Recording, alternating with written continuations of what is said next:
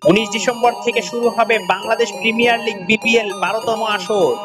আসন্ন টুর্নামেন্টে প্লেয়ার ড্রাফটসের আগেই ব্যাটার সাইফ হাসানকে সরাসরি চুক্তিতে দলে ভিড়িয়েছে ঢাকা ক্যাপিটালস।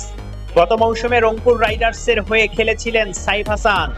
সেই আসরে তার ব্যাট থেকে 13 ম্যাচে মোট 306 রান এসেছিল। স্ট্রাইক রেট ছিল 119.06। টেস্টে আন্তর্জাতিক অভিষেকের পর চলতি বছরে টি-20তে সাইফ ছিলেন সবচেয়ে বেশি আলোচিত ব্যাটার।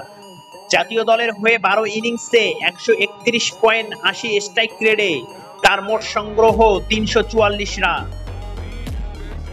টি-20তে বাংলাদেশি ব্যাটারদের মধ্যে সাইফের ছক্কার সংখ্যা দ্বিতীয় সর্বোচ্চ। 12 ইনিংসে তার ছক্কার সংখ্যা 27টি।